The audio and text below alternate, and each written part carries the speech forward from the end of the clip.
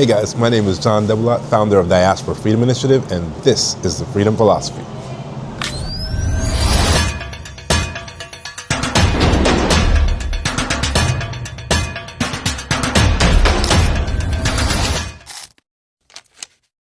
The most expensive move is the move that you have to do twice, right? So today's episode, we're going to get into why you need to adjust your thought process to what's called value buying when you're going abroad versus price buying. Cheap isn't everything it's cracked up to be when you're moving internationally. Let's get into it. When you work with Diaspora Freedom Initiative, you're not just relocating, right? You're not just moving haphazardly. You're building a stable life for yourself where your assets are protected, you have health care, you have your own home in most cases that we build for you, or you're renting a new home. But whatever the case may be, you have a full ecosystem, right? We even relocate people with pets and we create kennel relationships for them when they want to travel without the pets and all of those things. All of that is wrapped into a full service relocation. It's not just about a visa and a plane ticket. And if that is what you're working with, then you're really kind of working with a vacation more so than a relocation. And when things fall apart, picking up those pieces are going to be super difficult. You fall and break your leg and you have no health care, it's going to be really frustrating for you to have to deal with the cash system where they literally won't treat you until you pay them, right? It's not the same way it is in countries of origins with a lot of this stuff where you really need all of those things worked out ahead of time.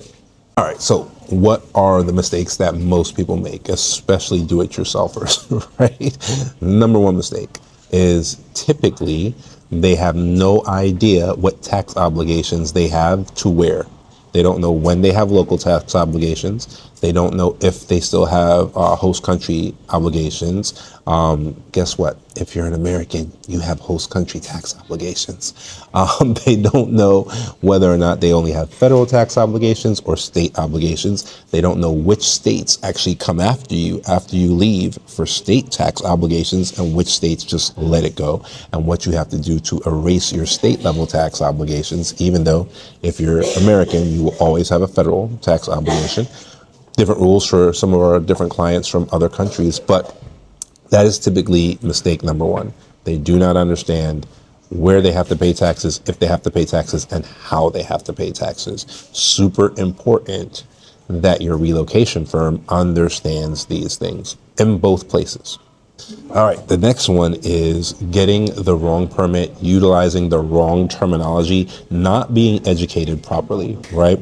I know people love chat GPTs and they love to use Google and all of those things. However, you can jam yourself up or make things harder than you need to be at the very least if you haven't been properly educated about the right terminology. It's also a way to kind of feel out whoever you're dealing with, because if they're not using the right terminology and they're supposed to be the relocation expert, that's a red flag, or at least a yellow flag, right? So visas allow you to enter the country, okay?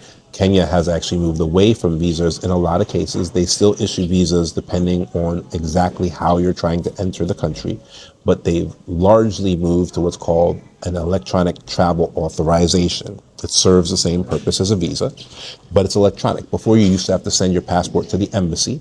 Those of you guys who are avid travelers know that you still have to do that for quite a few countries. They would put a visa in your passport and send it back to you. So you'd be without your passport during the visa process, right? Which sometimes can be stressful because anything can happen in shipment, right? A box can fall off a truck. Now you don't have a visa. You got to start the whole thing, or not a passport, and you got to start the whole process all over. Going and getting a new passport, then going back to that embassy, giving up your passport again, and trying to get the visa put back on it, right? Rarely does it happen, but it happens. This electronic system is a lot better because you never have to give up your passport. But whether it's an electronic travel authorization, whether it's a visa, all that allows you to do is enter a country. Okay, and you can still be denied by immigration at the border, same as, any other country. But all it grants you access to is the country. That is it. Doesn't matter whether the visa says business visa, doesn't matter what the visa says, it grants you access to that country. In order to operate in that country, you need a permit. So if you hear somebody talking about a retirement visa, that does not exist, right? If you hear them talking about a retirement permit, that also does not exist, but at least that's closer to what's true, right? So when people are talking about you relocating, they're talking about you qualifying for a permit, something that permits you to live in this country, or permits you to do work in this country, or permits you to own a business in this country. You cannot own a business with a work permit. A work permit permits you to be an employee, right? If you have an investor permit, you can't go take a job as an employee. An investor permit allows you to own a business, not work for someone else's business.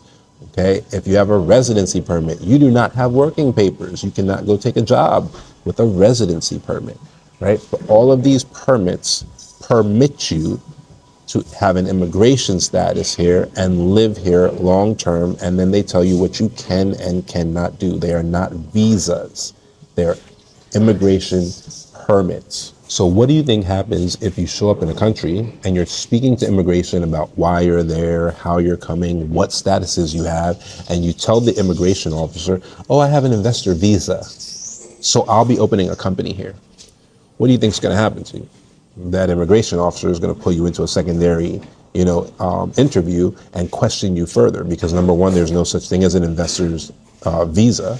There is such a thing as a business visa, but on a business visa, you can't start a company. Business visas are for going to business conferences or for going to a business meeting where you're not going to be paid, right? So now you just gave conflicting information to the immigration officer simply because the person you were working with wasn't a professional, or you used ChatGPT and you got the wrong terminology.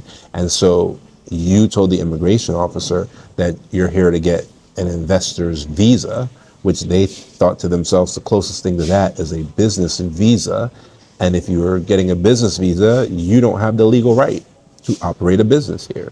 So let me now figure out whether I'm going to deny you access to this country because you're coming here with illegal intent, or if you just don't know what you're talking about and I got to get to the bottom of the terminology that you're using, right? So knowing what exact terminology is as you're entering the country and as you're dealing with immigration is super important, because it can jam you up and it can back you up and it can even put you in a position where if that immigration officer doesn't feel like asking questions, they can just say, I deny you entry into Kenya, go back. And that's the end of it, right? You don't have a right to enter anyone else's country. So what can happen to you is you can get local advice that makes all the sense in the world to that local person that you can't actually utilize or access, right? So obviously a local person can just open a bank account. You can't do that until you have the right documentation, right? So a local person might point you in the direction of an auto loan or a mortgage that you can't actually access. So understanding what you can access and when is going to come from your immigration professional. So make sure that you're ready for that. Another giant mistake is cheap housing.